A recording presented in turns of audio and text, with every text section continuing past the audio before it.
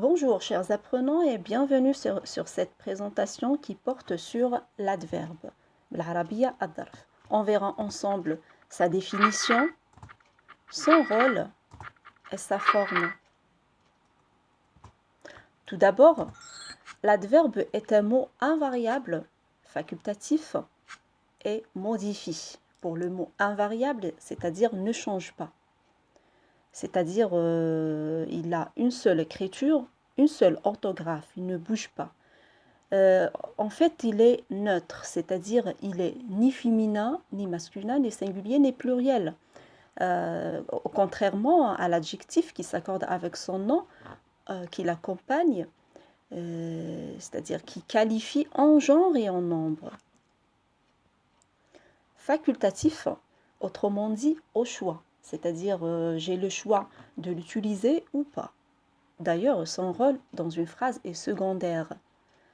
Je peux dire, au titre d'exemple, je dis « il mange ». Ou encore, je peux dire « il mange rapidement ». Voyons ici que « rapidement » ajoute une information secondaire. Et l'adverbe « rapidement » porte sur le verbe, c'est-à-dire il en précise le sens et il en complète aussi. Il mange comment? De quelle manière? Il mange rapidement. Modifie ou précise le sens de certains mots dans une phrase. Là, on est devant un point d'importance majeure. Sûrement que vous vous posez la question, quel genre de mots dans la phrase? De quelle nature? J'essaie de vous traduire l'adverbe اللي هو ظرف هو invariable يعني لا يتغير عنده كتابة واحدة يعني في جملة كي تلقى كلمة ما تغيرش مش كيما الفعل يتصرف الصفة l'adjectif qualificatif يتربط مع الاسم نتاعو بالنوع والعدد. il est facultatif يعني عندي الاختيار نقدر نستغنى عليه نستعمله ولا نستغنى عليه. نقدر نقول أنا هو يأكل ولا هو يأكل بسرعة. هنايا بسرعة زدت معلومة يعني دققت في الفعل زدت له معلومة عن كيفية الأكل. موديفي c'est-à-dire يقدر يغير معنى كلمة في جملة. Comment l'adverbe peut modifier le sens d'un mot et quel genre de mot et il est de quelle nature grammaticale? Donc la réponse est qu'il peut modifier le sens d'un verbe. Voyons bien cet exemple. Il explique la leçon. Donc là, vous êtes devant une phrase simple avec ses constituants. Il explique la leçon. Il, c'est le sujet. Explique, c'est le verbe d'action. La leçon, c'est le complément d'objet direct. Je rapporte le même exemple, mais avec un petit changement. J'ai ajouté l'adverbe lentement. Lentement, vous voyez que ça, c'est un verbe, c'est un adverbe plutôt, qui porte sur le verbe explique. Donc, la question que vous posez, c'est comment il explique la leçon. Il explique lentement. Donc, j'ai précisé le sens du verbe et j'ai rajouté une information supplémentaire qui a enrichi le sens de cette phrase. Ou alors, l'adverbe peut modifier le sens d'un adjectif qualificatif. Par exemple, une petite maison. Ça, c'est une phrase nominale, attention, parce qu'il y a un déterminant adjectif qualificatif et un nom féminin singulier.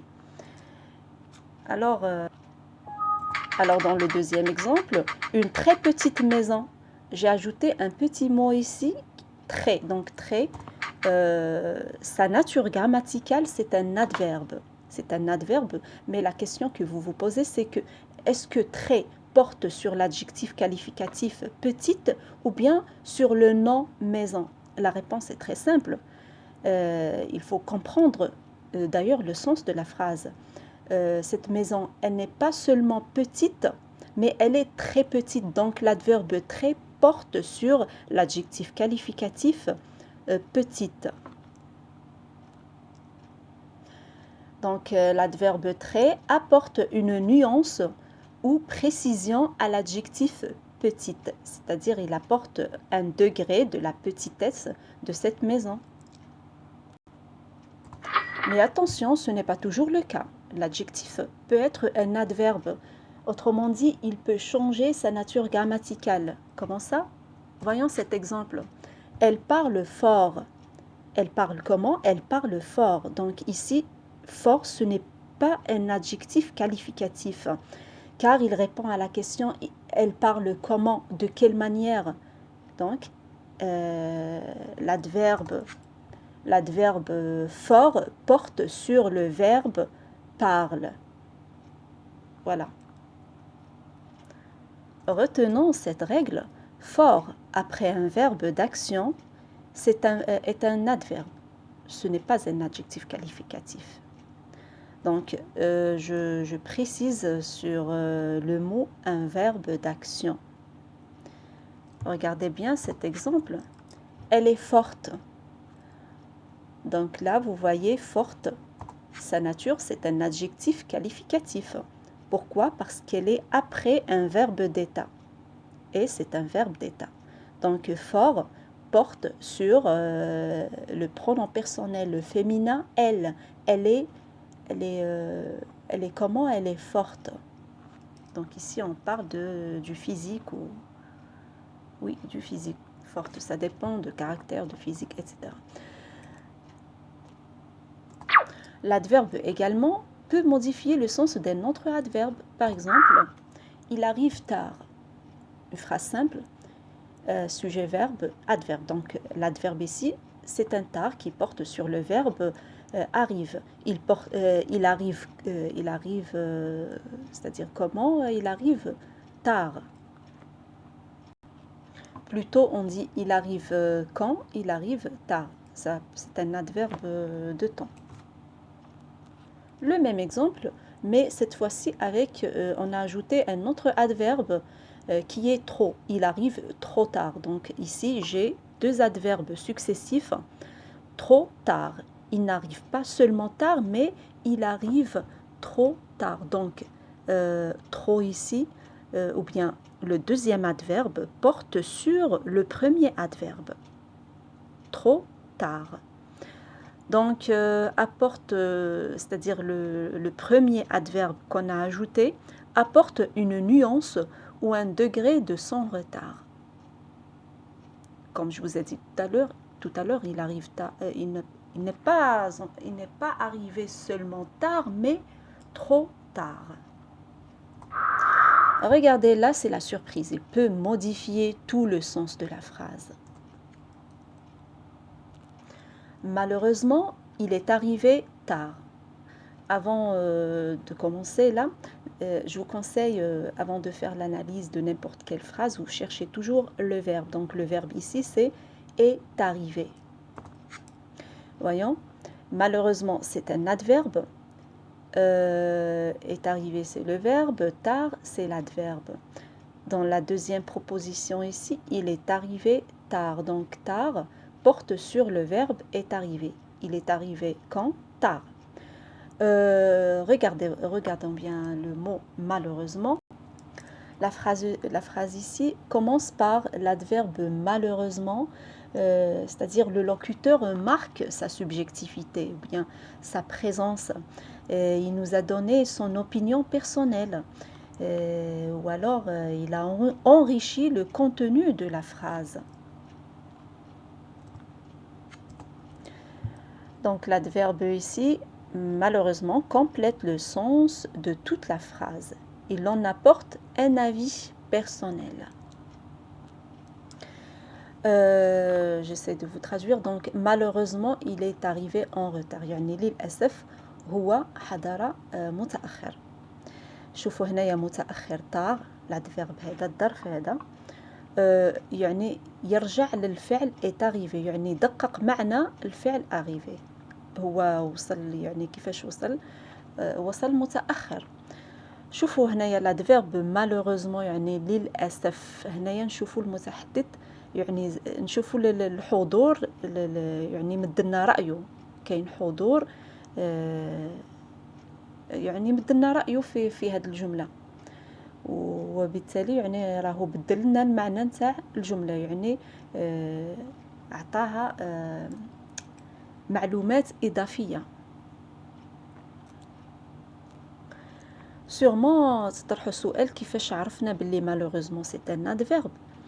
دونك هنايا مالوغوزمون كي تشوفوا ما راحش يكون فعل، لانه ما نقدروش نصرفوه، ما عندوش ضمير، وما يقدرش يكون يعني صفة adjectif qualificatif، ما عندوش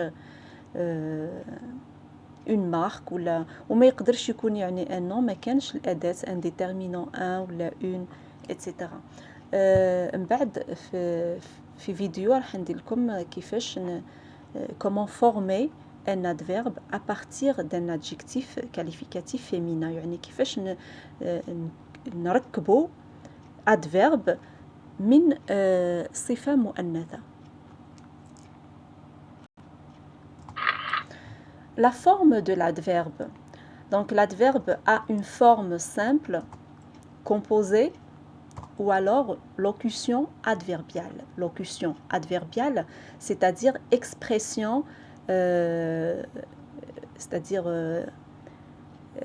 comment dirais-je, expression, des expressions figées. Voilà, après j'irai vous expliquer ça. Pour la forme simple, on a des mots simples, voilà, très, hier, demain, bien, trop, souvent, mal, vite, partout.